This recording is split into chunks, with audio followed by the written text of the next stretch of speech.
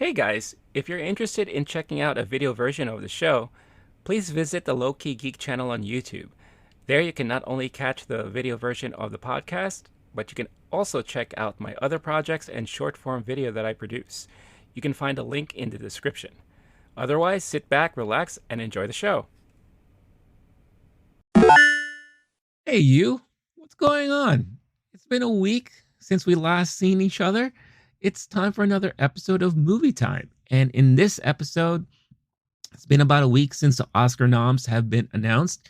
And given some time to think about it, Blake and I, we talk about who are the true winners and losers from the announcement heading into this year's Oscars. We'll talk about the controversies and the debates surrounding what was announced. So definitely stick around and listen to our thoughts. And of course, don't forget, share your thoughts and comments in the comment section. So sit back, relax, grab your favorite snack. It's that time once again for Movie Time coming at you right now.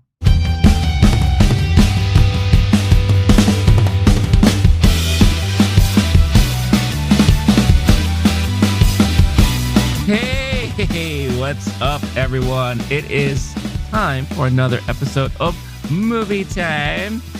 You got myself, Renee, LOWKEY GEEK here, and my buddy, partner in crime, Blake, the Wolf. What's going on, my dude? Renee, I am the Paul Dano in The Fablemans to your Seth Rogen in The Fablemans. I'm just glad to be in the picture. Good, good to see you. Hi, Renee. Yeah, we're talking winners and losers today. I feel like a Yeah, winner just every time it's Oscar season. I love it. Are you ready to absolutely. talk about this? How you doing, man?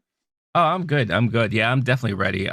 In this crowd right here, in this collection, there's no losers here. We're all winners, and everyone watching, listening, you're all winners in our books as well.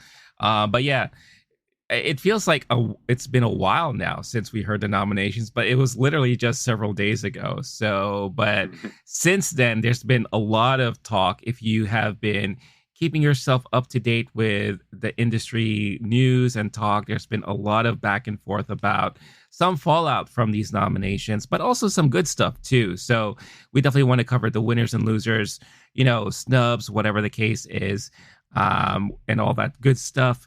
Now that we had some time to really think about what we witnessed and saw unveil in front of us. But before we go ahead and do all that, again, if you are brand new to this channel and you haven't seen us before, welcome. We're so happy you're here to talk about Oscars and movies and all the like. This is the Movie Time podcast, where we are a weekly movie review podcast where two buds get together and we talk about and bullshit about movies. We release episodes every week. You can find it here on the LOWKEY GEEK channel. And if you would like to see this and many other pieces of content just like this, don't forget, hit that like, subscribe to the channel if you haven't done so already, hit that notification bell so that you can get notified every time a new video is uploaded. Thank you again to all the audio listeners out there. If you're looking for an audio version of this episode, you can find it on the LOWKEY GEEK podcast channel. Just type it out on your podcast platform of choice where you can download this episode and many others. And if it prompts you, don't forget, leave a nice rating. Also, you could comment on those podcast episodes too. So go ahead and feel free to comment there as well. Before we talk about all the Oscar goodness, we kind of like to start the week off or start the episode off talking about, maybe a movie or two that we've seen this past week. I haven't watched anything. I feel like this week, after the whole Oscar nominations, I was just kind of like spent with movie talks. So I took a break and I actually started playing some video games for a change, which is something I haven't done in a while. But I know, knowing myself, I'm going to restart all again next week with some catching up on some of the Oscar noms that I haven't seen yet, and catching out some of the more, I guess, lesser talked about movies that have come out recently. Like we had a movie come out on Netflix with Eddie Murphy. And then I do want to see Infinity Pool.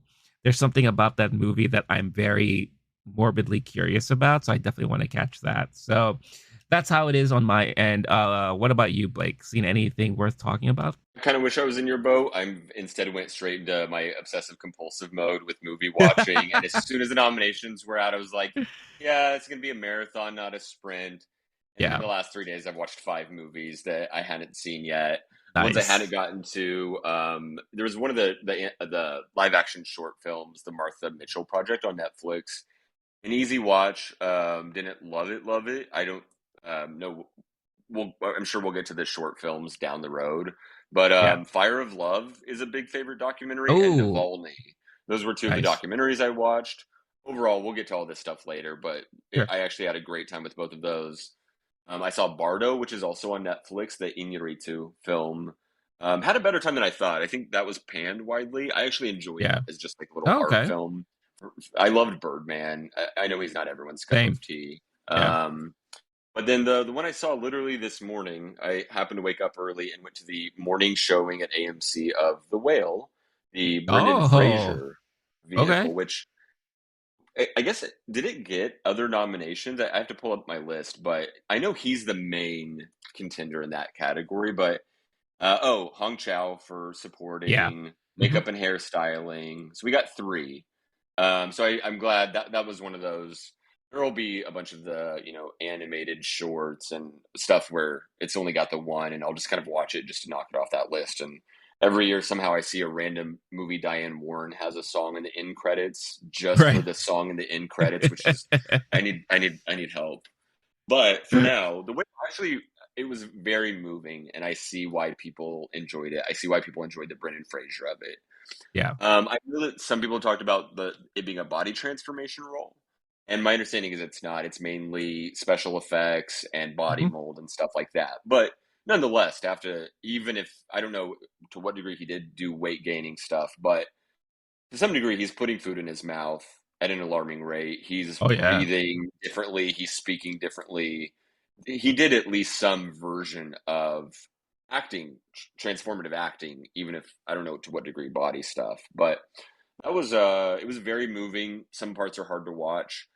I actually like Hong Chow less as a nominee now, which Really? when we go through the list, someone was saying that the menu did all of the work because that was one of the more popular and successful box office movies, but that the whale has a big it's an A24 movie, which we'll talk more about their awesome Oscar morning, and they were doing a lot of the groundwork and campaigning for Hong Chow, whereas main people are really would be nominating the menu if they had done the campaign stuff, but we don't see the menu in these nominees.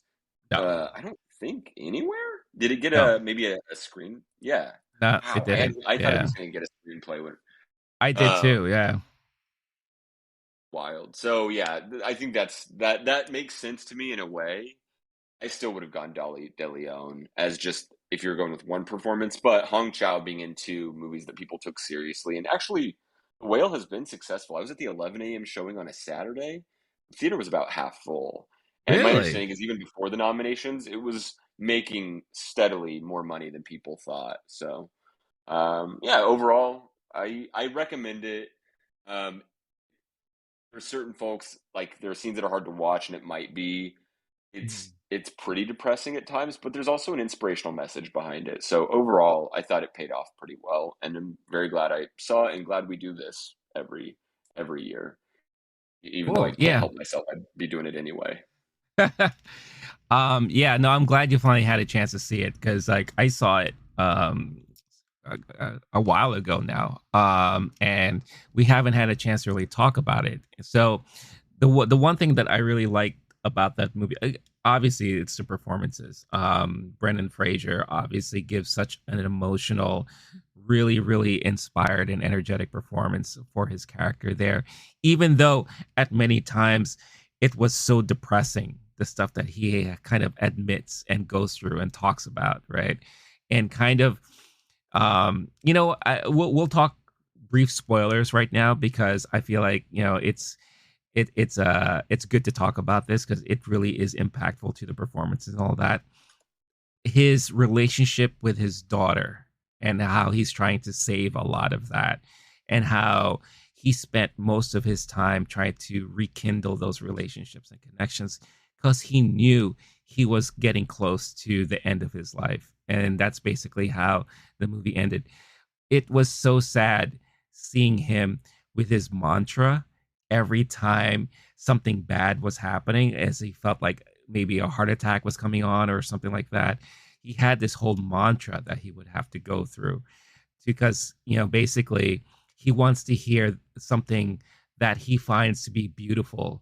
And that's kind of like the last things he wants to hear in before he goes. And it happens to be the book report that his daughter wrote about Moby Dick. So all that was very touching and heartwarming. And again, the performances are great. I'm surprised you weren't a fan of Hong Chau's performance in it because I feel like It was after good. I'm seeing. not saying it was Okay. terrible, but it just to me it wasn't it wasn't a top five of the year. That's all Okay. I'm saying. It was good, and her performance in the menu was good. I mean, neither of them would have outperformed a few other people I had. I mentioned Dolly De Hmm. Leon just because that was Triangle of Sadness was a big favorite of mine, Yeah. and that was like the one I was pulling for of the people who Hmm. didn't get nominated. But I'm not even sure. Maybe Hong Chao is a top 10 performance for me, something like that. So I'm not pissed about it. I wouldn't say it was Okay. like an offensive nomination, like way off, but I wanted to put it in my top five now that I've seen that movie. Oh, interesting. Okay. Yeah, I mean, I wouldn't put it past anyone to consider her in for her nomination because if you took the two movies and added them together, right? I think we talked about Sure. before in our the episode previous to our live stream of the Oscar nom reaction where it tends to happen all the time where if you have a year where someone does multiple things and they happen to all be good as a like a combination or a conglomerate, then that person is going to be nominated, but for whatever the studio is pushing the most, right? But in the Academy's minds, they're taking all of those performances together and kind of combining it into one, right? And yet, Paul Dano, who killed it as the Riddler and was a big favorite for being nominated for supporting in the Fablemans. Okay, I'm getting ahead of myself. We're going to go through the winners and losers, Yeah. but Well, poor Paul Dano. I know, Uh, I know. Yeah, should have been there. but to close out the whole whale conversation, um, another thing interesting about the movie is that it's what they call a chamber movie, right? Where it's basically just in one location the whole time. Oh yeah, I'm surprised like I didn't get tired of that, because I think there was just a lot happening, but it also felt very much like a stage play, and I know this was based for off of a sure. stage play. So I would be curious to see how that really plays out on the stage, but it really did play out like one. So if you're someone who's not into stage plays and all that, then this is going to be a movie that might throw you off a little bit. Because other than that, and I still stand by this. If it wasn't for the performances, the movie itself is not that great. And I think it's really the performances that carry the movie altogether. But yeah, it is what it is. The whale is there, and it has been recognized, at least through the Oscar nominations for several of the categories there. But most importantly, I think, or hugely because of Brendan Fraser and his performance in that. Cool. So yeah, so that is the whale. I'm glad you saw it. Anything else you saw that you wanted to share really quick, or that's pretty much it? Those are the five that I've seen, but what we're still Nice. workshopping content right now. I'm thinking about calling the whale my year of Moby Dicks, but we're not sure. That'll make sense if you've seen the movie and if you saw Riz Ahmed reading the nominations. Yeah. Who nailed it with a straight face. Oh Saying yeah. that, taking a moment. Meanwhile, the audience is cracking up, and then the next Hmm. movie was something like "Is the World a Lie?" according to an ostrich or something like that. And dude is a great actor because he was just sitting there just eating whatever smile and laughter he had in him Yeah. while everyone's losing it.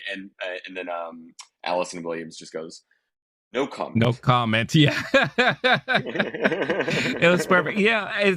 I think this is the best chemistry we've seen in one of these Oh things yeah, that especially when you compare it to like previous years, especially when they did the whole Zoom thing and all that stuff.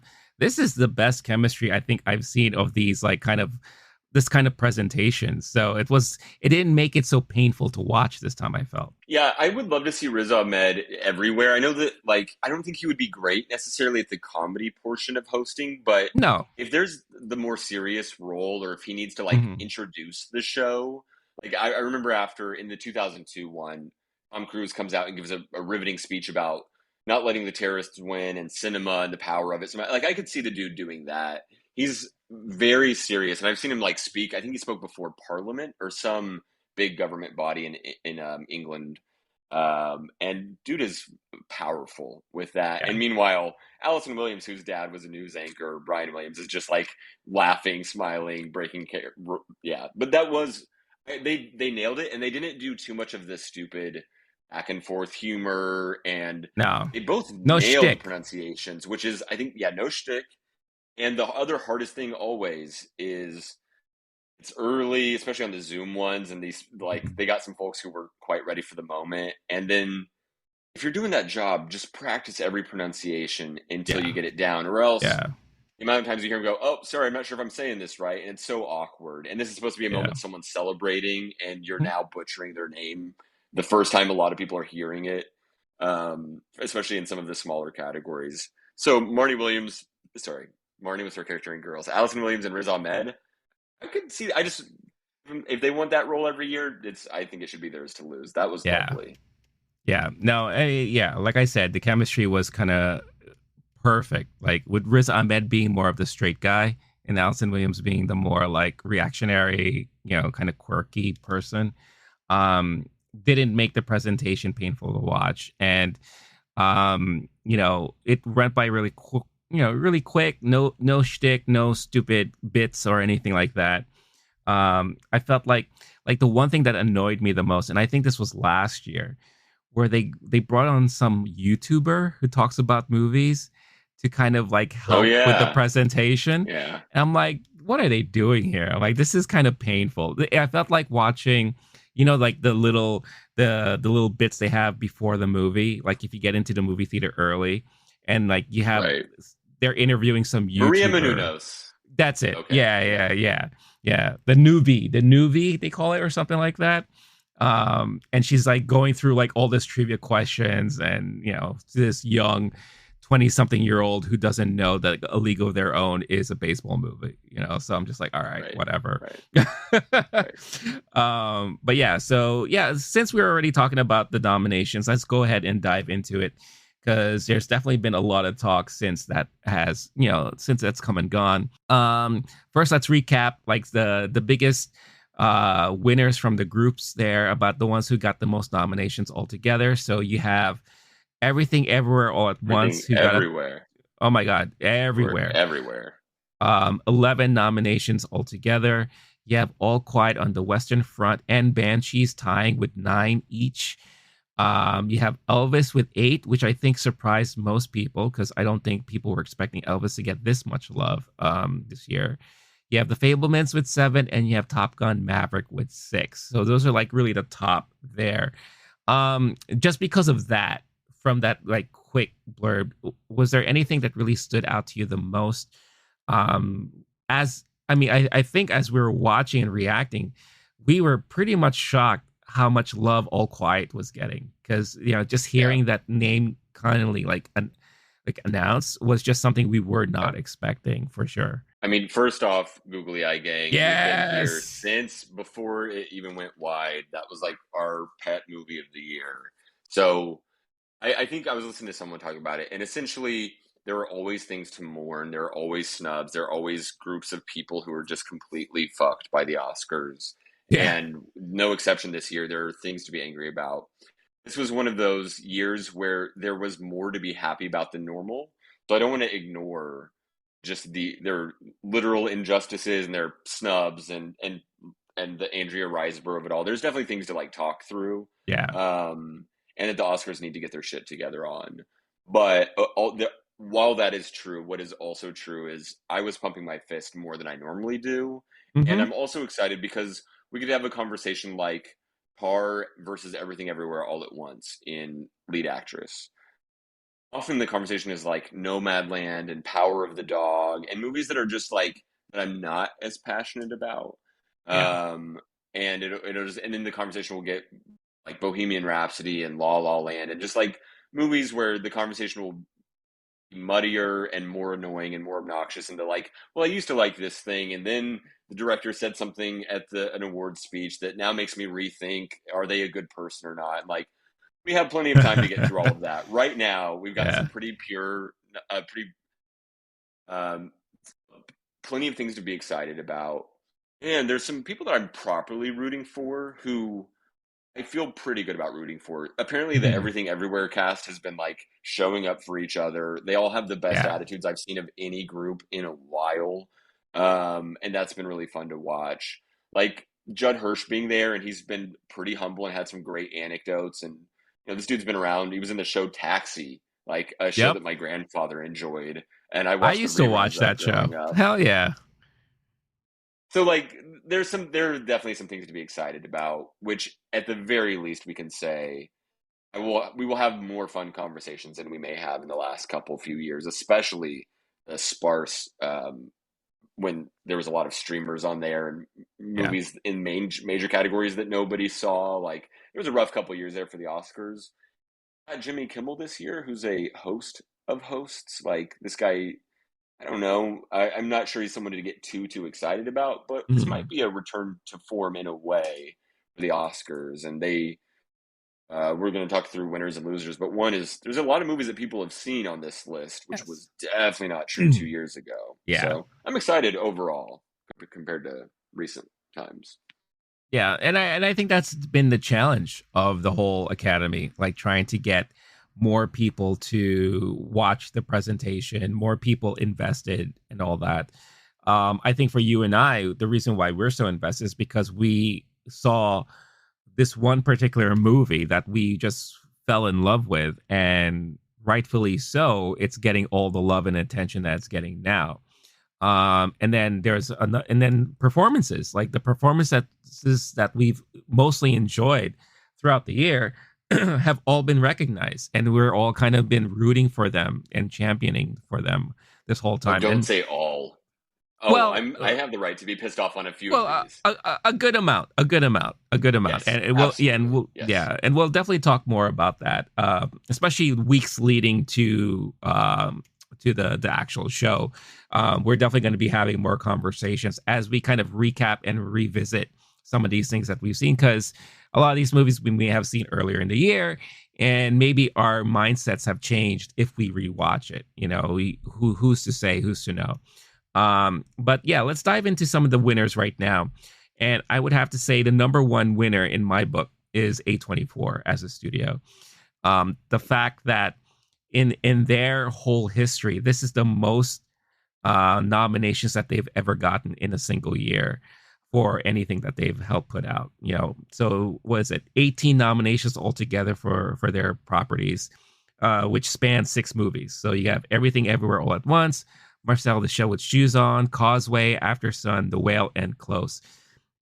So that in itself is phenomenal. If you have been following us enough, listening to us, you know how huge of fans we are of A24. We have episodes dedicated to A24. That's how much we just love that production house and that studio.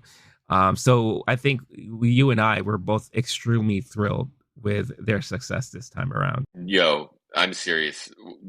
I remember our first conversations about that movie back in March, and it was like, this is Mhm. going to be our favorite, and our guess from history is that this won't be recognized by the Oscars. Yeah, I think I was more gung ho about it then, where I was saying, I think it has to be. And you were more skeptical, which you had the full right to be, of just saying, like, no, they normally don't take sci fi movies seriously. They normally don't yeah, take movies like this seriously. And that's absolutely correct. But this movie is undeniable, and yeah. we saw that. That was our first video that kind of blew up, and the the most excitable I've been about a film in a Hmm. long time. It's currently in my top 10 movies on Letterboxd, and a lot of people were hyped about it.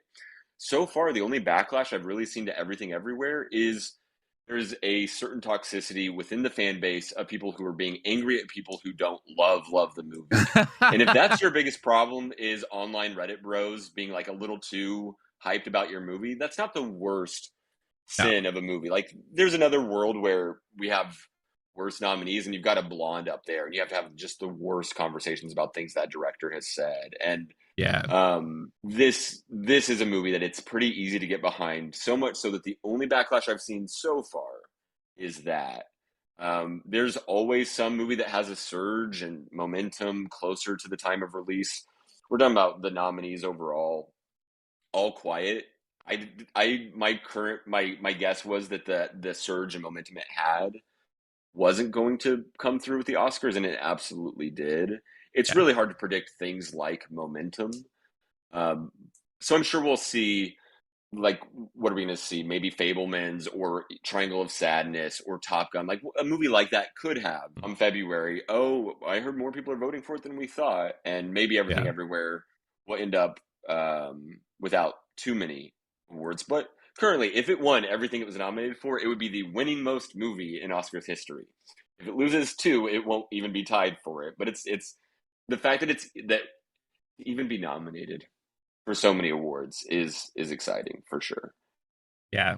No, definitely. And I think that's why you and I we were like so stoked just hearing it constantly being mentioned, in all the different categories. So it's hard to say that Everything Ever All at Once is not a big winner from this thing, because they are, they're another huge winner for this year's Oscars. We already talked about All Quiet, definitely surprising a lot of people there. Banshees too. Banshees is a Yeah. huge winner. The fact that they got all the main actors nominated in all the acting categories. I think a lot of people were totally expecting Colin Farrell to be nominated, but to have was it Carrie Condon Very cute. nominated, Yeah, for and supporting yeah, actress, two supporting actors, and then all the major categories.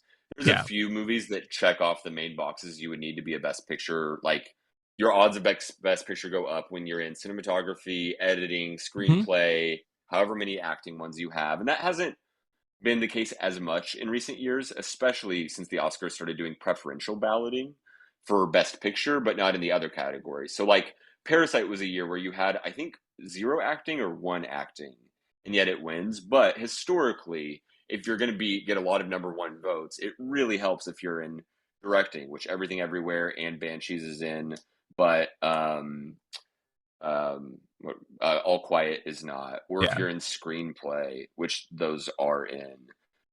Editing. There was some that overall there's a couple few movies who have a really good case for Best Picture on crossing off those boxes. No, Banshee's definitely. definitely one of them. Yeah.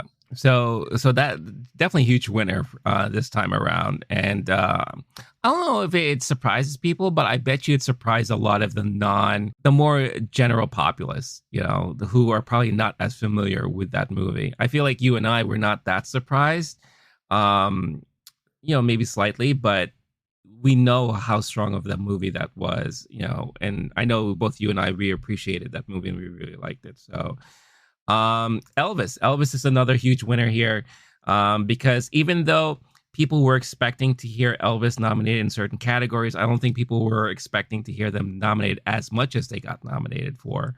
So definitely a huge win for them. Brian Tyree Henry, I have to say, huge winner, because Big surprise too. Some people had him on their exactly. their predictions, but he wasn't a favorite or a No, lock by not any means. not at all. I'm happy to say I had him in my list as we were going through for supporting actor there. It was more of, I again, the episode that we did is that if we were voting members of the Academy, who would we nominate for each category? And he was one of my picks. I wasn't expecting it to actually come into fruition. So it was definitely very, very cool to see. And I was very happy for that. So for him, huge win. On the same note, a huge surprise and win for Andrea Riseborough, uh, who I think you Nope. could actually look at it as a negative or positive. I think you definitely more swing towards the negative side of things. So I'm going to see the movie. I haven't yet, which no one had until this nomination list came out, unless you were in some elite Hollywood circle where you get Oh invited yeah, to whoever, like Edward Norton's viewing party in his living room or Yeah. whatever. Some stat came out that was like you need around 200 first place votes to guarantee a nomination. And so the numbers aren't wild, especially when you're looking at the acting branch and these folks are connected and through CAA. And I don't mean to get conspiratorial, but like that is literally a group of people who work together closely. And if you get invited to, there's so many different celebrities who've been part of that group of people who are trying to make it happen. It was maybe a little too cynical before. There are Mhm. people who actually enjoy working with Andrea Riseborough and wanted to help pump up her movie. And so if Gwyneth Paltrow invites you over for a screening, you'd probably say yes. And then you go, oh, actually, that was really fun. And now that's a recency bias thing. And yet, I don't think Andrea Riseborough is a winner here. Like, yeah, you get to be nominated and you get to be someone that people talk a lot of shit about. Uh, you get to show up and probably a little bit of side eye going on from potential Sure. nominees or friends of people who should have been nominated. You knocked off the fifth and sixth favorites for nominees were Viola Davis and Danielle Deadwyler. So congratulations, you took the spot of two black women who people aren't going to be loving that. That's not going to Yeah. gain you a lot of fans throughout the world. And she wins, sure. There's a chance that with whatever happened and the acting branch has so many votes of the Oscars body, Mhm. like let's not put that out of the world of possibility. This world is a political place and weird things happen all the time. And people have won bigger offices for weirder reasons and just some popularity contest shit. Wouldn't be the biggest shock in the world. It would be an upset. My guess and expectation is she will lose and she will be more hated than before. Probably won't get nominated again. And yet, Danielle Deadwyler, folks were predicting this will be the first of many nominations she has in her lifetime. This might actually help Danielle Deadwyler in the long run of her career and people doing the makeup nominations, which you mentioned Brian Tyree Henry. You could have and should have gotten in for Beale if Beale Street Could Talk a few years ago. And so some folks are looking at this as more of a makeup nomination. I think he'll get nominated a bunch in our lifetimes. And I wouldn't be surprised if someone like a Danielle Deadwyler would. Viola Davis might be another scenario where whatever movie she puts out next, it could be a freaking rom com horror movie, and the Oscars might finally take something like that seriously in order to make up for this. So we'll see. I know that the campaigning will probably look differently in years moving forward Oh yeah. until everyone's doing this, and maybe it Mhm. becomes a more level playing field in some way. That might be kind of nice, and in the long run, lead to more equitable results. We'll see. But Yeah. this year, I honestly think of Andrea Riseborough as I don't want to be in the spot where all I have is something to lose and my reputation suffers because the amount of people going, don't take that one seriously. That was gross. Like, I don't think you want that on your career, even if you got in. Congratulations. You'll be a forever one time nominee. Well, it also depends on how she is as an individual. From the Right. reports that I've been reading and seeing, is that she was very much involved in this whole big campaign push that she was doing. Yeah, she had like a campaign team that were doing stuff to kind of like spread the word, and like in essence, they were harassing people basically. So let's just go in, because so this is like perfect timing too, because literally 2 days ago, there was an Breaking article. news. Yeah, there was a breaking news article that came out, basically stating that the Academy is going to be conducting a review because of Andrea's campaign and how they approached certain things and aspects. Basically, from this article, I gathered that her campaign team got in touch with a lot of like major members of the academy to kind of push them to check out the movie and do them a solid and kind of spread the word and all that stuff. Now, the academy also has certain rules as to when studios were allowed to send email blasts to their academy members whenever they're promoting the movies for their campaign, and I believe each studio is limited to one email blast a week. From the report I read, it said that this team blasted 3 times a week to get more eyes on things. And basically, it was just a lot of like, "Hey, you're my friend. Do me a favor. Check out this movie, and if you like it, spread the word or tell other people to watch it and all that kind of stuff like that." So, in essence, it worked for them because obviously she got the surprise nomination. But what does that mean for other people involved in the process and all that? Will this did she do the thing that she was allowed to do and actually benefited from it, where other people could have done the same exact thing, right? Like it's kind of hard to say right now. But a lot of people are speculating that because of this, it is definitely going to hurt her reputation in the long run. Yeah. Because unfortunately, every time you cause any kind of controversy or drama, that affects other people who are like were looked on upon as more of the clear cut favorites, especially when you're talking about trying to make the Academy and the Oscars more inclusive. That definitely will not look good on your record if you are the one that caused the stir that forfeited the votes from a person like Viola Davis or uh what's her name again, from Till. Danielle uh Deadweiler. that's a yeah, Danielle, right? So it's going to be very, very interesting to see how this is going to affect things moving forward. I mean, it's definitely going to probably change and put more structure in the whole campaigning process for studios and those involved. But if anything, I think this is the one of the first times in recent history that the politics of it all is really coming into the spotlight. And for someone Hmm. like you and I, we are somewhat mostly familiar with the politics involved, behind the scenes when it comes to Oscar nominations and the voting process and all that. I learned more this year Yeah. now because of this, and because of something else we're going to talk about later when it comes to international film. Hmm. It just opens my eyes into how political all of this is, and how the structure for the whole process is pretty broken. And I feel like it leads to a lot of unfair voting, unfair potential. It's not very open and representative, or it can be as representative as I think people would wish it would be. So we're definitely going to talk more about that later, but that definitely leads more to that discussion as to, wow, all this stuff really happens behind the scenes. Especially when you're out there saying, oh, why didn't so and so get nominated? He did such a great job and everyone kept talking about him. Well, maybe the studio didn't push for him. Maybe, the campaign wasn't as strong, or someone else got into people's ears and they kind of swayed their votes and all that. So if it sounds very much like regular politics, you're damn right. It pretty much is. So Yep. very, very interesting. So on the additional research, there's a couple fun anecdotes which I'll get to, but Yeah. there have been 9 Oscar nominations revoked in history, Yes. and the 2 most recent ones are for stuff very much like this. So Yeah. one thing I learned, they wouldn't replace her nomination with whoever got the 6th most votes. Yeah. It would just be 4 nominees then, which could change things. Would be interesting to see for sure.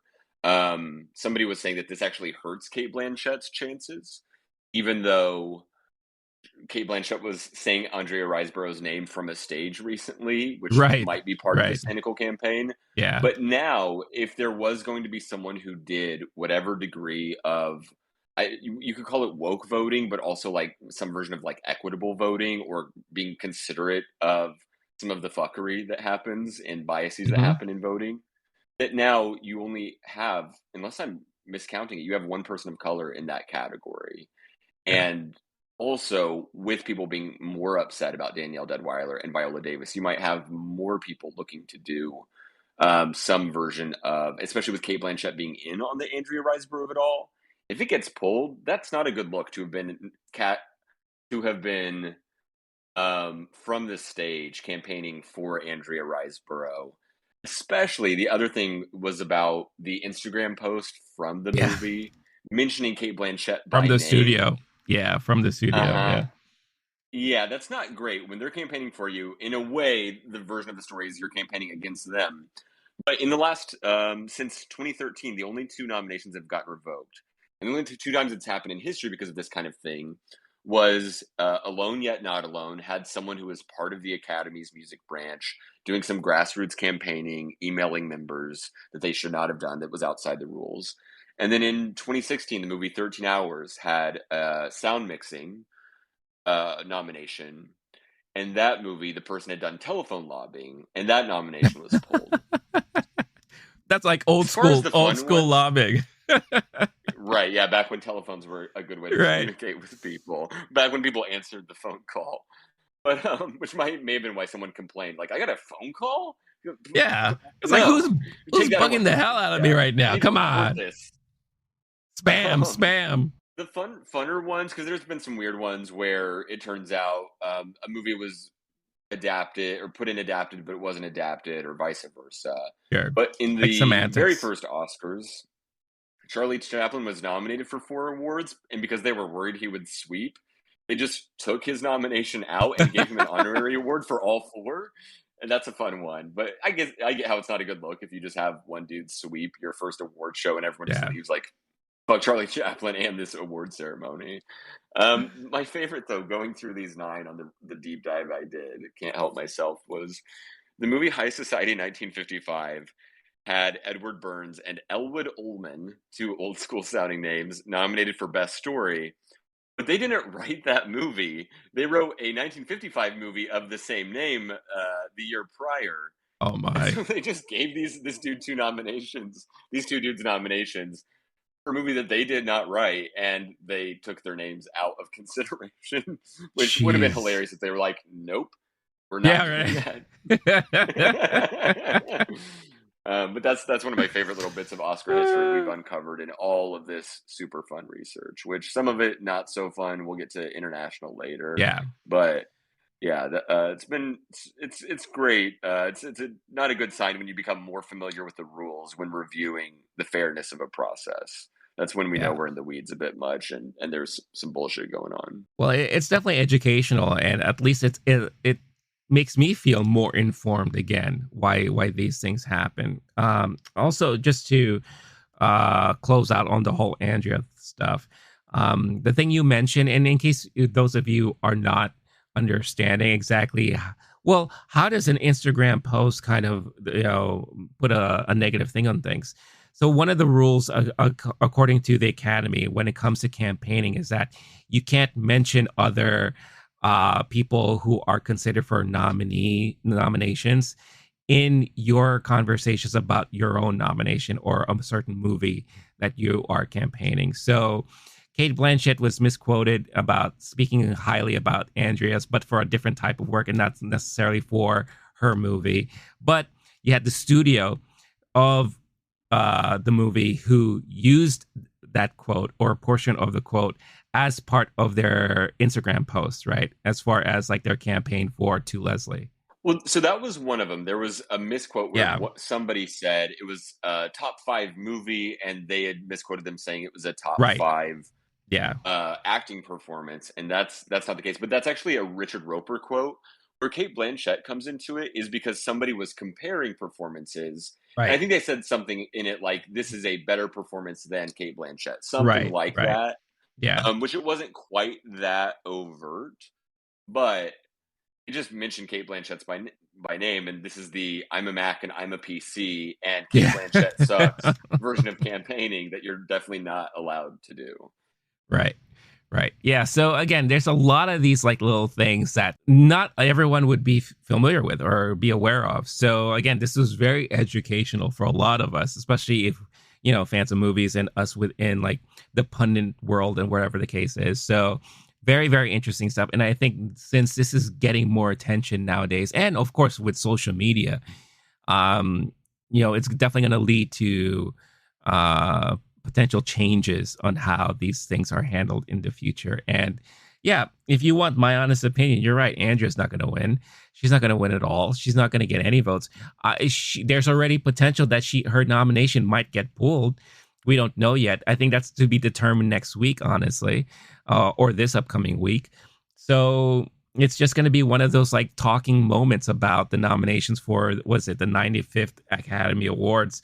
Oh yeah, there's this actress Andrea Riseborough who did this full-on campaign and lost her nomination. And by the way, what is she doing now? Off-Broadway stuff or something, like who knows? Hopefully it's not going to be that drastic. But to close out my list of Wait, winners no, here on my I list. heard Oh yeah, I heard What's she that? was actually going to be doing a video game composing. Let's not say what movie that is in case it'd be a spoiler, but cinephiles know what I'm talking about. Oh man, that's so good. Not That's canceled. She's just doing other work in another she's just country doing far other away work. That's from right. where she Yeah. wants to be. Yeah. Yeah. Oh. She's doing voice work now. Which is a very For lucrative yeah, for business.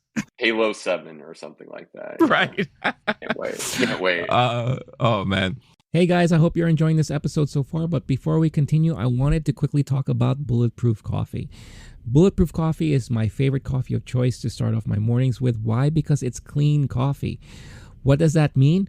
Well, one, there are no chemicals in it. Why? Because they go through this multi-step process of making sure that all of their beans are fully clean and free of any chemicals, so that when you get the beans delivered to you, it is the pure beans, the pure coffee, the goodness that you've been wanting, the taste, the flavor, and the nutritional value as well, without worrying about any added chemicals or anything else put into the mix there. It also doesn't have that weird acidic taste that some coffees give you. I don't know how about you, but for me, some coffees kind of give me that weird sensation in my stomach, makes me a little burpy, and it kind of drags me down a little bit instead of really waking me up, which is something that I need from my coffee every day. Bulletproof also offers a lot of keto-friendly snacks and supplements, anything that you need to kind of add to your everyday nutritional needs, add to your diet, pretty much transforms the way you feel every day. So for a limited time, if you use this code that you see on the screen right now, LOWKEY GEEK, all caps, one word,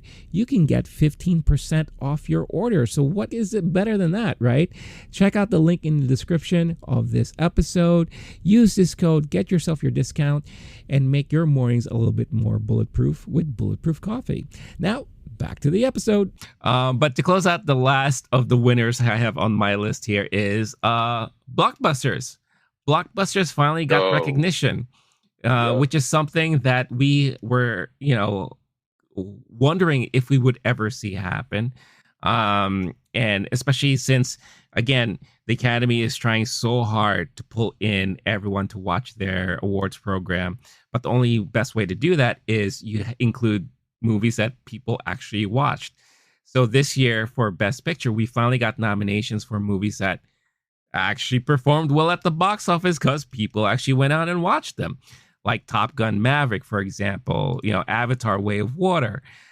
Everything Everywhere, it could be considered in that pool too, because it was like a buzzy thing and people were talking about it, and kind of word of mouth led to all that kind of stuff.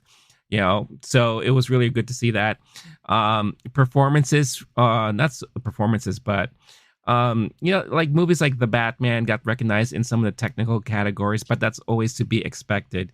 But it's always good to see, at least in the Best Picture category, which obviously is the mother of them all, to have at least two major blockbusters in there that people were buzzing about all throughout the year. So huge win for blockbusters in general, and we're hoping that we're going to see more of that um, in future iterations. But was there anything else that you would be considered like huge wins for this year? I've got a few, but first I'm going to go off of that one. Then I can go Yeah. down the next couple on my list.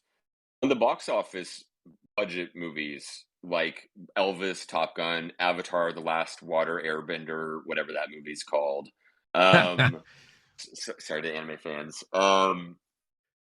That plus indie movies, in my opinion, also had a good year. I think what Yeah. didn't have a good year was the middle ground, which in recent years, those middle ground movies have had a better year. So like Till and Woman King are left off, and I'm going to get to that in a second.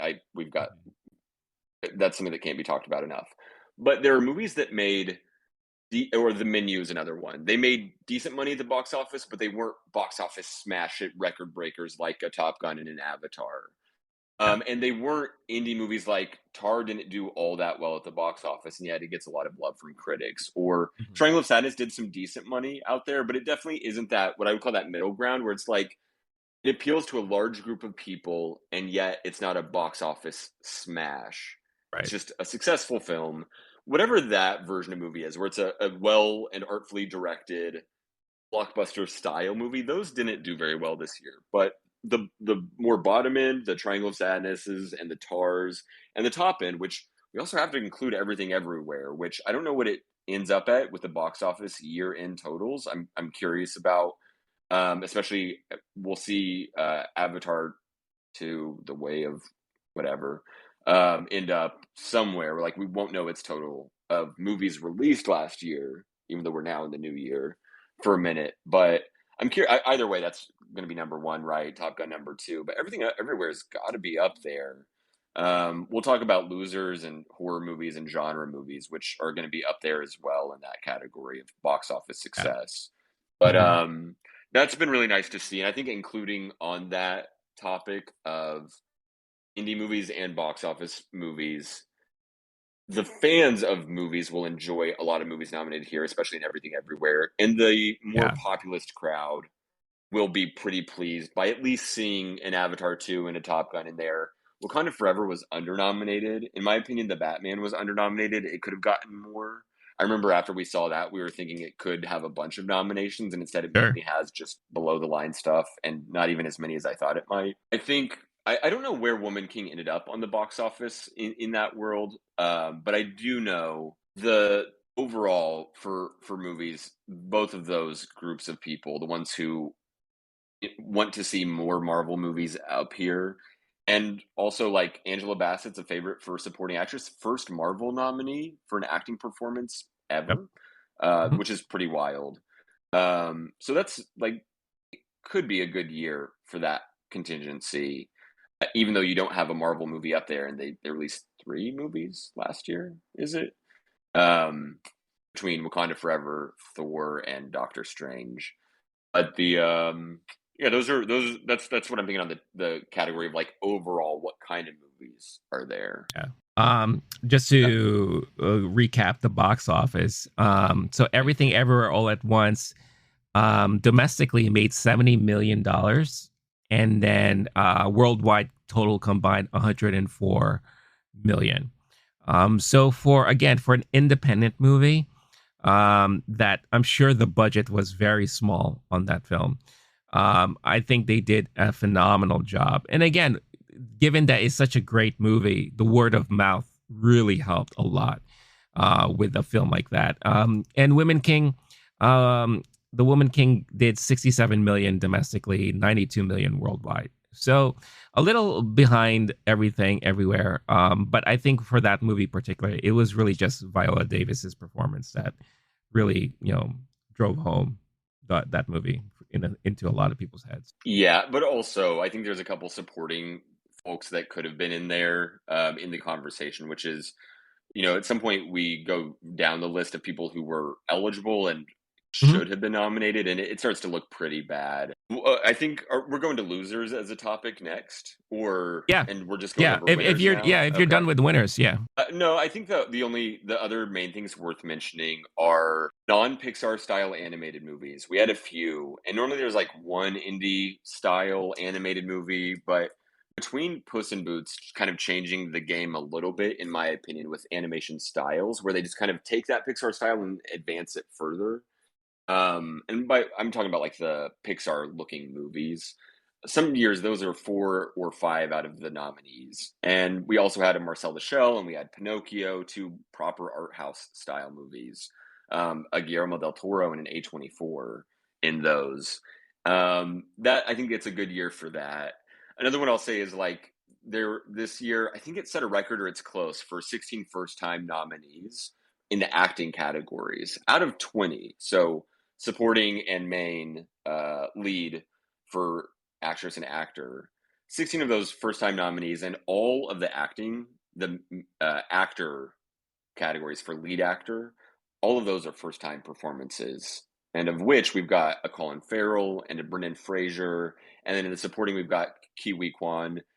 Those are all kind of comeback stories of people who oh were yeah, in big hmm movies before in their career and weren't taking it seriously, and then are having great years. And that's been a really fun narrative. Everybody loves an underdog. hmm I think in all of this, like Michelle Yeoh ends up as a winner kind of no matter what. Even if she loses, she'll get more crowd support on her side after something like that. But there's like a sad lining to that. Some people are saying this might be Michelle Yeoh's only chance at a movie nomination, which is tragic, but that's kind of the world we live in. I assume Kate Blanchett will be here again. It's not every year where you get a Michelle Yeoh movie where she's cast in a lead role Sure. and it's a movie that people are taking seriously and is successful enough. There's not enough casting opportunities for the Michelle Yeohs and the Viola Davises of the world to where we might not see them too many more times in the future. But either way, another thing which we'll get to we can get to losers in a second and the Academy and their issues with race and gender. But this year set a record for Asian nominees or nominees of Asian descent. In acting, we had Stephanie Hsu from Everything Everywhere, which was a pleasant surprise, and then the expected Michelle Yeoh and Kiwi Kwan. The directing, the screenplay, the picture itself, and a few of the other, especially the below the line stuff. That sorry for that movie. But then in general, we had a few other with Hong Chow, someone of Asian descent. We had Dolly De Leon, I think, was someone we would have had in our list or would have been up there. That was a snub in that category. But also, like, the country of India had original song RRR. They have a movie in live action short film, or sorry, documentary short and main documentary. Overall, and there's a few other folks on the list. Overall, it's been a big year for that. I kind of wanted to see 38 at the Garden, considering that in the In this documentary short short documentary. is what it would Yeah. have been. Yeah, what it would have been nominated for. So I don't know how much of that is groundswell support with recent anti-Asian violence happening in the news, and there might be some version of wokeness. But also, this is just a great year for these performances, and having a Daniel Kwan up there for director, and he's a young dude, and this is the first time he's been nominated for anything. Um, there's just the work is undeniable in that way. And when we talk about international feature, and when we talk about like the Daniel Deadweiler and Viola Davis not getting nominated, it's not a clear case of, oh yeah, congratulations, Oscars, you fixed your race problem.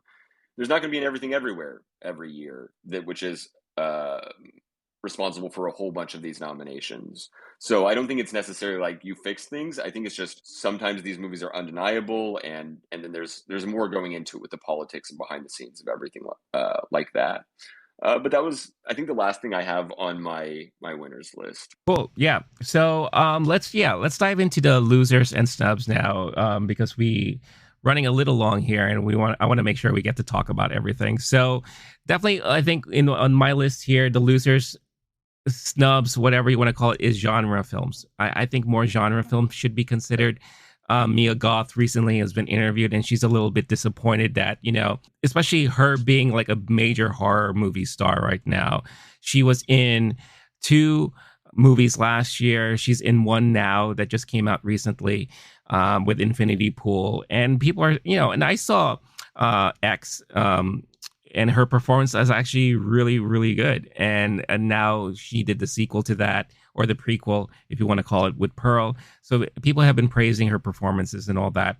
But we've talked about that in the past, where people who are in comedies or whatever the case is, they don't get as considered, outside of like the more drama filled movies. So I think genre films are once again lost out a little bit this year. And obviously there are people who you mentioned that weren't nominated that should have been considered more so. You had Daniel Deadweiler for Till, Viola Davis for Woman King, Dolly De Leon, in my opinion, should have been at least considered.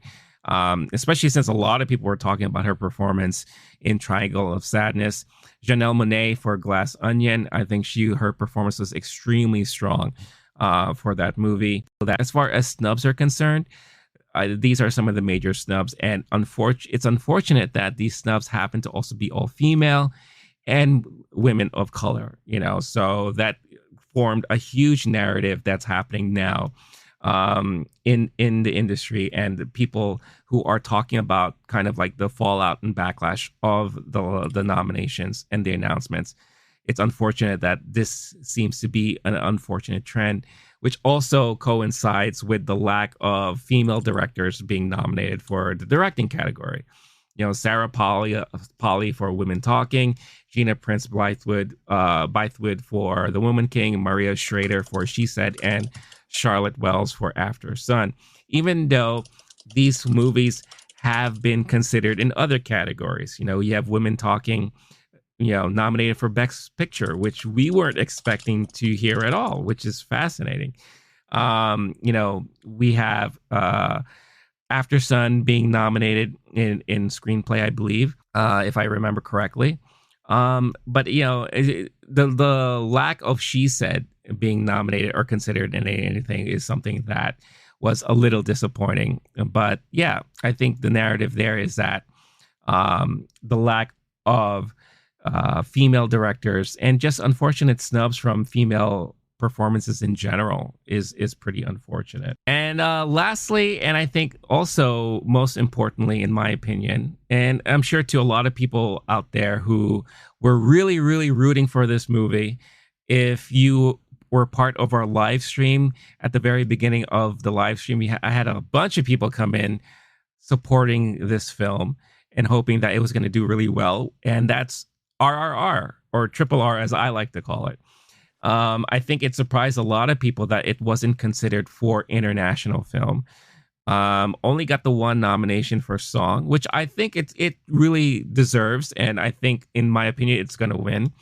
But the fact that no international film nomination, I knew it was going to be a long shot, but I was hoping the director was going to get maybe a nod, or maybe have it, nominated for Best Picture, since it caused a lot of buzz last year, and it was a huge phenom and hit.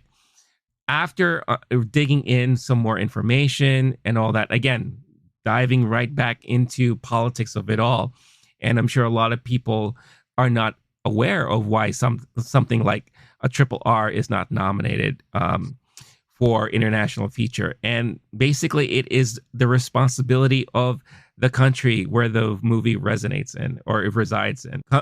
Every year, countries, or the country's academy, or their version of the academy, helps promote and pushes through and submits films that they want to be considered for Oscar consideration. That's why in international film, you don't only see the name of the film, but you see the country where it's from, where it's resided, and who's representing it, because it is a country nomination along with it. India decided not to submit RRR. So according to this article that I read, I believe it was on the Hollywood Reporter, it says here, instead of Triple R, the Film Federation of India went with The Last Film Show, an autobiographical coming-of-age drama about young boys' burgeoning love of movies. India has a tendency to avoid submitting films that reflect the cultural specificity, sorry, that's a tough word, of Bollywood and Tollywood narratives, with their genre busting exuberance and musical expressivity. Wow, a lot of tough words there. I'm glad I didn't go to college. It continues to say that may have been the biggest hurdle for RRR from the start, and its final undoing in the process. Others have theorized that the way the movie appears to embrace Hindu nationalism, thus rendering Muslims as the enemy, was more than a little problematic on the home front. So it caused probably some ripples in the community there in India. It kind of shows you the politics and everything that is involved behind the scenes in order for films like that to be considered for any type of nomination or consideration for the Oscars and all that. Hearing all that, and I know it surprised me, and I found it pretty damn disappointing. How did you react learning and understanding all about that stuff when it comes to RRR? So this has been some bullshit on the Academy's part. And what I don't understand, sure, you've done it this way before. Why would you keep doing it this way? There's a voting body in different countries, and there's an organization, and the actual rule for who gets to choose from each country is particular. But essentially, there's some organization in another country that gets to choose only one movie from that country. It says selection of that film shall be made by one approved organization. So Who's choosing that approved organization? Is that approved organization under any undue governmental influence, which I wouldn't surprise me with some countries? Right. Why would you only allow one movie from a certain country any given year to be Right. selected in any category? Like, imagine if they said you only get one supporting actress performance from a certain movie, and then that director gets to pick. And it's just there's so many things in that allow for issues. Just like so many other categories they have, allow a certain group of people to put out a short list if you want, or let everyone vote on it and create a short list out of that. Mhm. Part of the reason why it's a problem is politically there are movies that the Academy would love to honor that now cannot be honored because there might be a movie from Iran that the whatever organization isn't going to put forth Yeah. because the director of two of the biggest Iranian movies of the last year. One of them is a director who's having to make, who's been jailed, and I think there's versions where it's either blacklisted or is literally has had to flee Iran, is not allowed to be there. And then his son did the next biggest Iranian movie of this last year. It's going to be very difficult for an approved big organization to put forth a movie like that. Now, we have had Iranian movies in recent years, but there might be another time where an organization doesn't want to put out an LGBTQ movie because Right. of their government's stance on those issues. There's some amazing movies that get looked over. And then another problem we have on top of that is RRR was a favorite for original song. A lot of people don't watch the movies that are just nominated for original song and not for other categories. So now you have people who aren't seeing the movie, and if they did, because it was in the international features category, or at least a contender for it at all, then they could have said, oh, that actually deserves a screenplay, a director, a best Mhm. picture. There are plenty of awards that are maybe should have and definitely could have been nominated for. And yet because it's not even allowed to be in that list of nominations, now some folks aren't going to see it, and now they're definitely not going to put it on their list for nominees for other Right. categories, and that sucks. So there are plenty of issues with this. There are things that the Academy needs to fix and should be working on or is working on. This is one that needs to be Mhm. fixed yesterday. This does not make sense for how you do any category of any nomination when you want to choose the five best movies of that category. No, I agree. And to go along with what you said, like for for RRR to be nominated for best song, if I heard something was nominated for best song, I'll just go to Spotify and listen to the song. I'm not going to go Yep. Oh, watch I'm aware of the yeah. nominee. I don't That's need to right. watch the. I do the whole Yeah. Diane Warren movie. I did that last year. I might do that this year. No. But yeah, no, of course, Yeah. that's how that category works. It's one of the only categories you don't actually have to look at anything. You put it No. on in the car ride, and now I've checked that one off my box of things I've Yeah. seen. No, especially like for example, like Lady Gaga. Like her song is not even heard until the end credits of the movie. It's like, so why even watch and sit through the whole movie if her song doesn't show up at least? This song for RRR is a part in the movie, and it's actually a big part, like right in the middle. It's a nice break in between things. And it's again, it's just one of those fun experiences watching the whole performance. So you have to go watch the movie to really understand why that song was nominated. But you know, a lot of people won't. They're just going to say, "Oh, what's that song? Natu Natu on Spotify? Let me listen to it." I'm like, "Oh, it's all right. It's kind of chippy. You know, I like it." But then it that doesn't mean people are going to go watch the movie about it, right? For the record, those people pronounce it Natu Natu. I'm sure of it. Oh, right, Second of exactly, all, yes. I'd said I'd only seen five nominated movies since Tuesday. I forgot. I'd already seen RRR, so it wasn't on my new movies list. I went and saw it in theaters on Wednesday. Oh, Let me yeah, tell nice. you, the entire audience gave a an ovation during Natsu Well Natsu. deserved. At the Well end of it, deserved. during it, and all throughout.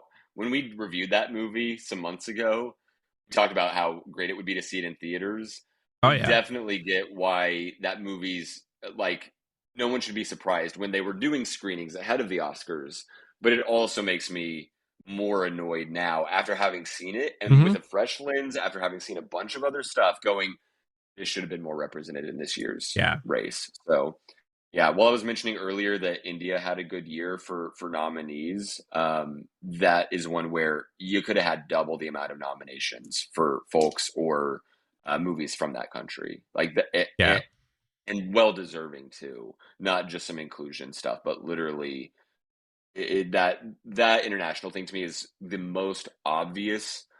There are other things that Oscars need to prioritize, maybe more, but on Mhm. things that will help, uh, and especially as they make the voting body more international, that's something that they could very easily do today is unbreak Yeah. that category, and it will help open up the field for other categories for other movies.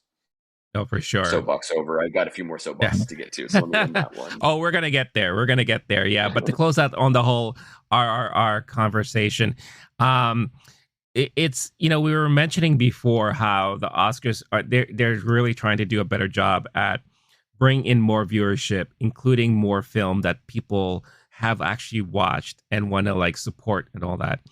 This was like a big knock towards the Oscars in that case, where whether or not they had the control over it, they could not include this film in their nominations for international feature film, which could have brought in a huge conglomerate of overseas international viewers to the program, and also just more people in general like you and I, or certain generations who could not stop talking about this movie since it hit Netflix this last year. So it's unfortunate that it's like two steps forward, it's like one step forward, two steps back, right? So it's like it's been a lot of that stuff, and it would be great to see these things change in the future with all the rules, with all the restrictions, and I think the idea of curating a short list, put together by the official Academy board or something, can help alleviate a lot of these things.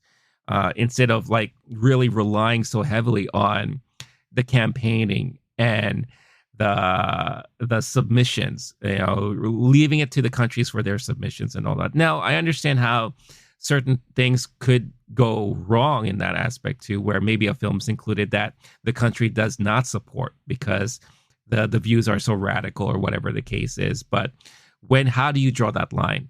How do you know unless you actually go forward and try to do something like that? So we'll see what happens in future iterations, but it's just unfortunate that a movie like RRR was so heavily dinged because of such bullshit rules and regulations and missteps and all that stuff like that. So so again, if you were wondering why you didn't see more of RRR during the Oscar noms, that's mostly and mainly the reasons why that's the case there. But um, do you any other thing from your end about loser snubs? I know in our own personal conversations we were talking about, it's unfortunate about the whole lack of female of color, or just people in color in general representation, and how maybe the move or the initial stages to change up the academy, the voting bodies, the members, may have hurt that, because we're seeing that a lot of these members are more international people. Hence why we are seeing a lot of more international consideration as far as films are concerned. But that could, negatively affect other things too. So, do you want to speak up more about that? Yeah, absolutely.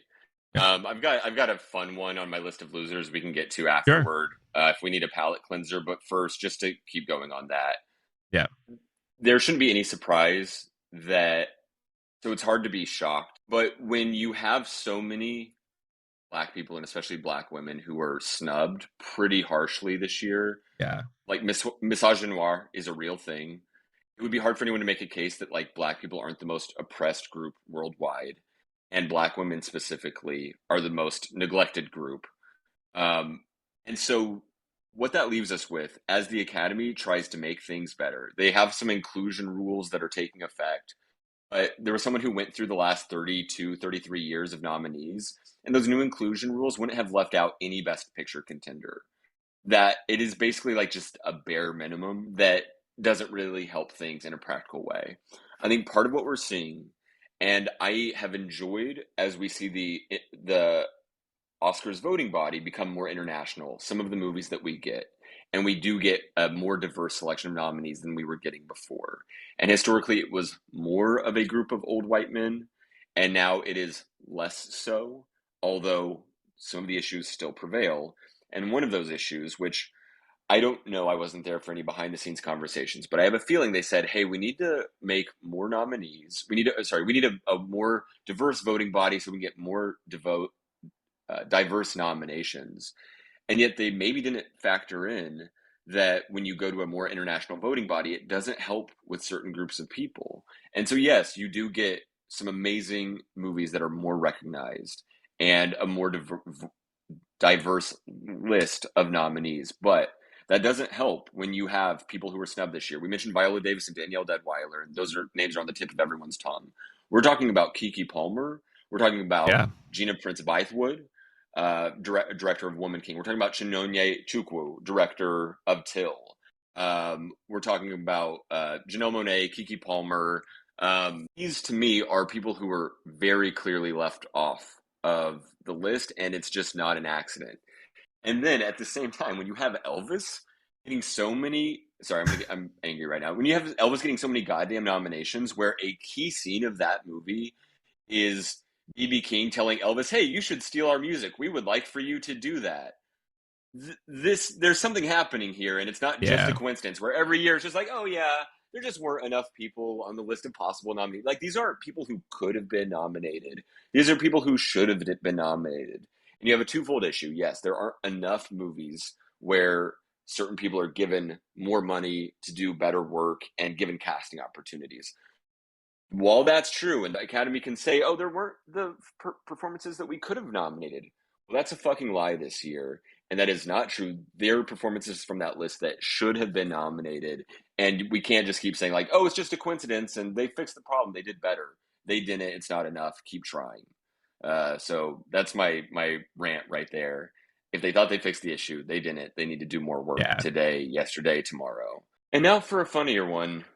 Steven Spielberg's dad, the loser of the year. Not only was Paul Dano snubbed, but also the man did not end up with the wife, and instead a dude who looks like Seth Rogen apparently did. So that's what I'll say to help me get rid of the my blood is boiling right now. That's the end of Yeah. my losers list. God damn it. No, no, but I mean, well said, on all of that. And it is an issue, and it is an unfortunate issue. Um, and I honestly don't know how soon all of that will be fixed and corrected. Um, the good thing, again, with something like this happening now, is with social media and all that, more people are getting more and more aware of these problems. As more of the behind the scenes stuff is being revealed, with articles like we just read and mentioned, insights and all that, and people talking about it, and taking to social media to kind of spread the awareness of all this stuff, then the stuff definitely has to change from there, and all that. Now, I think the counter argument could possibly be, well, we had 8 strong performances and only 5 people can get nominated. So it is quite possible that someone's going to get left off of that list. I don't know how true that would be if you had a proper voting body, or, proper, the rules in place as far as like who's available for nominations, or who is being, who's the short list is, or what studios are promoting, the rules to campaigning and all that stuff like that. I think, again, the whole Andrea Riseborough thing is really putting to light about all of these bad situations and all of these things behind the scenes. If she didn't push through with that aggressive campaign, who would have been considered for sure? And I guess it's easy to say, yeah, maybe Viola Davis would have gotten in there, but Maybe it would have been Jennifer Lawrence though instead. Because like, would right, that be surprising to anybody if Viola right, Davis still got snubbed? yeah, No, and like Nope isn't in there. Wakanda yeah, Forever isn't in there. Nope got fully blanked. Till got fully blanked. yeah, It's really hard to look at a coincidence every single year and not start to see a pattern. right, yeah. So I don't know.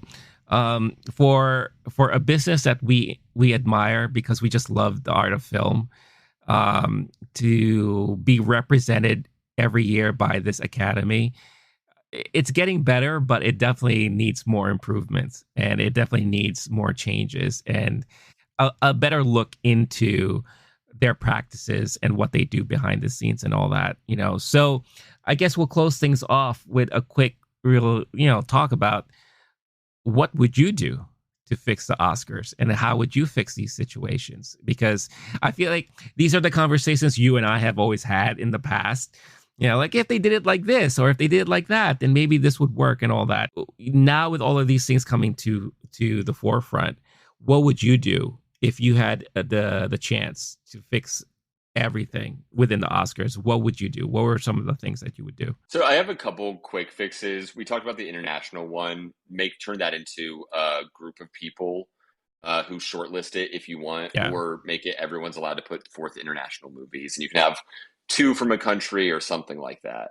As far as the issue of race, I think a lot of folks are chicken shit and they say, well, there may or may not be an issue, and we don't want to ask people, are you black? And then we don't want to just add more black people, and then that will hurt, and that'll cause more. No, it's okay to do that when you're dealing with equity and trying to solve a Mhm. problem, is to intentionally go out of your way to fix the problem by asking someone how they identify or how they fill out the census or when they fill out certain categories, and then prioritize folks. Like, that is a diversity initiative that should have been taken on when they first tried to solve this problem. And I know we're saying things are getting better, and I think in the nominees overall, things are, but I think it's possible that we see, as the voting body becomes more international, I'm not trying to disparage the international community, but I don't think it would be wild to say that it could become harder for black people and black women Yeah. to get nominated, especially when I've talked to folks from other countries, and this is a generalization, but they'll say,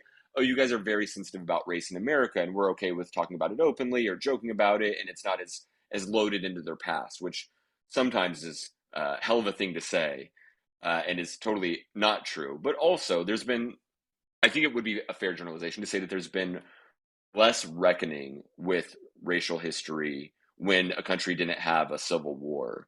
And so as you make more international voting body, you might see certain types of movies get more love than they would have otherwise, and that's beautiful. But you also might see certain groups, such as black nominees and black women, become even more overlooked. I wouldn't be surprised if that's part of what's going on when we have so many gross oversights.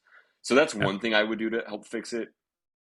The only other one I have, which isn't as serious, but there's a few categories that would be fun to see and would be more interesting. Everyone complains about the length of the ceremony. You could have things that take up a couple minutes and they read off a list of names at some point, or ones that are more fun awards. Like when the Grammys does Best New Artist, that's a very exciting category every year, and it gets new fan bases brought into the ceremony. Do a Mhm. best new rising stars, something like that, and you could have Okay. actors and or directors in the same category. But what happens often, and I don't think we have it this year, but there will be someone who's an 8-year-old child actor who had an amazing performance, like an Abigail Breslin in Little Miss Sunshine, or I think it was Sure. Piece of No Nation, or there was a movie in recent years where that happened. That's happened plenty of times. That person could be in that category, and then they don't take away, because there's some excitement there, which can sometimes get a nomination, and take it away from someone who is also deserving. But also, you could put them in this category, and that's a very exciting category now. There's another one where you talked about the genre issue. I don't know if you want to do like a best genre film award or best horror comedy. I don't know how you fix that with the voting body of asking someone, how do you identify? And if you're in the horror movie world now, you get to, Right. I'm not sure how that works, but there definitely needs to be more there. But another couple categories that I think would make sense to include are casting. The Golden Globes has, I think it's the Globes. They have the ensemble Ensemble. performance, or Yeah. it's they have, and then also I think SAG does for sure. Mhm. But the casting one, that's a very important role in movies, and another one is stunts, and you might include that in visual effects. But now we're having a lot of questions in now that they've combined sound categories, and then there's visual effects and editing, and to some degree, stunts are somewhat included in those. That's a very important category that has a whole bunch of people Yeah. who are only in movies and are very underseen. That could lead to one of the most fun on air segments, is if you have like a recreation of certain stunts or something like that, or like put it in throughout the Oscars, right? When they're doing an original song, you have those stunt people. Like there's a version of that that makes the show more exciting and has more people represented. you don't have to add length of time to the performance. I do think that they should always have the original song contenders, at least most years, perform there. You could do some of the things faster and do some montages. There are different ways to shorten the length of the show and get more nominees and more exciting nominees and more exciting categories in there. Those are some things I would do for sure. Yeah, I mean, all good ideas, and I think it's one of those tough things where I understand the Academy, they want to be very prestigious and they want to have like like the ultimate tiered award ceremony for such a momentous event and all that. So you don't want to like do too much to kind of lean more towards like the MTV Movie Awards, or the Golden Globes is at times I consider to be a joke because of their categories like comedy, musical, and all that bullshit, which I never understood and I hate. But I'm sure there is a fine line that you could find that maybe introducing just some new categories to freshen things up and to allow for more of that inclusion to happen and take place would be great. I think maybe not so much relying on what the studios submit as far as what is to be available to nominate. I think there should be just an overall committee within the Academy that kind of like presents this short list of, okay, we've reviewed 200 of the movies that came out all of last year, and we think these are the things that should be considered, and then bam, bam, bam, each category and all that stuff like that. And then or could be like this or is could available be to be right, considered. When I right, went through mine, I yeah, just looked at every movie I saw and was like, oh yeah, this one had good acting, so now I'm going to look at it a little right, closer. And here's the ones that are allowed. I don't like the idea of too much committee because then you have to get a certain group of people to make sure, sure it's representative, and that's yeah. difficult. But to just say these are the and would we get rid of campaigning completely? Is that a terrible idea? Because Kate Blanchett is literally on a big stage Yeah. yelling about how campaigning is stupid. And Yeah. I honestly don't disagree. No. Yeah. It's. I hate the fact that there's so much politics involved in it, and there really shouldn't be. And the fact that we're having this discussion about campaigning and how it benefited someone but really screwed a lot of other people out of it. It's just so poor. It doesn't represent the Academy that well at all, and it just, I don't know, it just feels like, it's like that popularity contest, like when you're at school and you're running for class president and you're like handing out cookies like in the hall, like, hey, vote for me. Or I think of like Napoleon Dynamite, giving away like the shirts or the little like ribbon thingies, like vote for Summer, vote for Summer. It's just He's doing a so dance instead of disgusting. a Yeah. speech. Yeah, Yeah. or I'll give everyone free day long recess or whatever. Yeah, it's Right. stupid. Yeah. It makes things worse. I don't think anyone's better off for it. Somebody was Yeah. saying that people get upset about these awards, and I think rightfully so because we take it seriously enough to talk about it this Yeah. long. Hmm. But they were saying it's not a movie that's the best. It's not a show that's the best movies of the year, the best performances. It's the performances or movies that a group of generally old cis straight white men take seriously, and who the studio who put the movie out there has Yep. enough money and a campaign team to go put it out there, and the person is likable and glad handling and shaking and kissing babies. So once you put all these together, now it is the best of all these Right. things together. That's not what we want. We want the best movies or the most popular ones or something, Yeah. but definitely not the best campaigning. That sucks. No one. That's not Yeah. good for anybody. No. No, because again, that's why you get what we got this time. Like again, to Leslie, who saw that movie? Nobody. I don't know anyone who's seen that movie. I don't even think most of the people involved in the movie actually saw it themselves at this point. You know, I mean, to be Did completely Leslie see honest, the movie? I don't know what it's about. Is that yeah, possible? Is Leslie a real person? I don't know. I don't right. know. And I should have known something was afoot because like one of the YouTube channels that I watch, it's another guy that talks about movies every week. He had her on to interview her, but Mark he's never Maron, I had. think, right? No. It's not Mark. Or It's did is she? his. She had some big name. Sorry, I was listening to Todd She's Field's interview earlier. no, no. Yeah. She's been working the circuit for sure. She's been like making the rounds. I won't be so. It'll be hilarious if I see her on Hot Wings.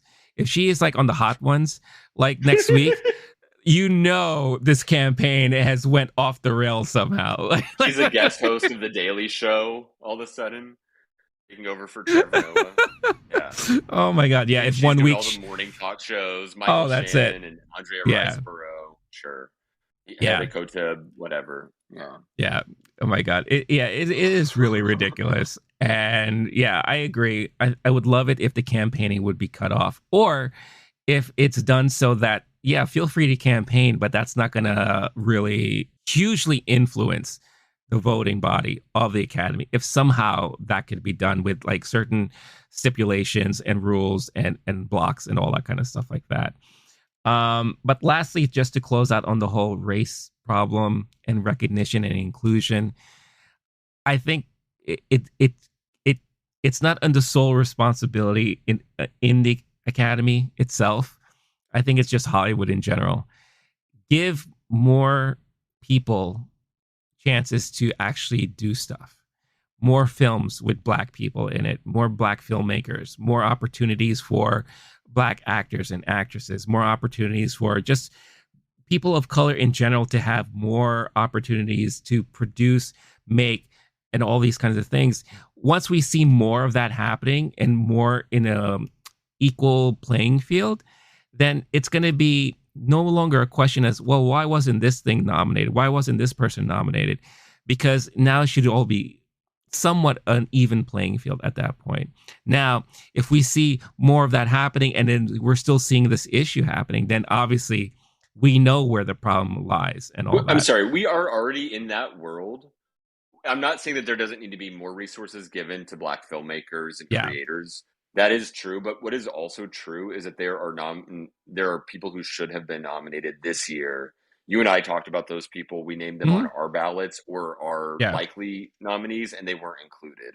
So we know that both problems exist at the same time. Oh, of course. No, of course. No, absolutely. I mean, I'm not saying one is better than the other. I mean, I think it starts one place first, and that's Hollywood in general, right? I feel like that should be more looked in and more like, absolutely, whatever the case is. But at the same time, the Academy also needs to change and has their issues and all that stuff like that. It's just one of those things where both needs to happen in order for them to sync, in a better way. And I don't know how soon we're going to see those changes happening or whatever it is, but there's definitely more stuff that needs to be said about how all of it is put together and how all of it is structured. Little by little, I guess, progress is a good thing, and some progress has happened. A little bit, maybe. I don't know.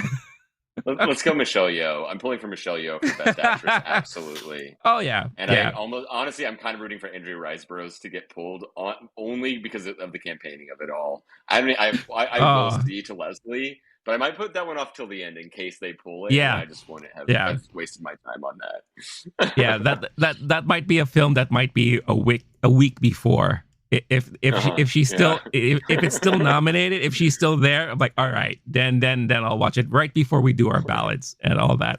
But yeah, that's pretty much the end of our episode today. Thank you so much for watching. Of course, we would love to hear all of your thoughts about winners, the losers, the snubs, the controversies, the issues, all of that stuff. Let us know in the comments. What are some of the things that really rang out to you that really like, hey, I didn't know about that. Let us know. Let's have a discussion because again, we love having discussions with all of you. All of you great and wonderful people. Like I say, no losers in any of this here in this community. We're all winners and we all come out of it with big smiles and winning grins and all that stuff. But before we close out and people are not aware yet of where they could find you, where can people find you online there, Blake? Thank you so much for asking, Renee. I can be found on the Letterboxd film app with the screen name of Last Name Wolf. That is where you can find me. Awesome. And make sure you do find him because he is a great follow on Letterboxd. As for me, I'm also on Letterboxd, and I will make a better effort to be more of a presence on Letterboxd. Again, that's my resolution this year, We're still in Okay, January, so I'm working on it. we Yep. believe you. Okay. But In the at work, the same time, everybody.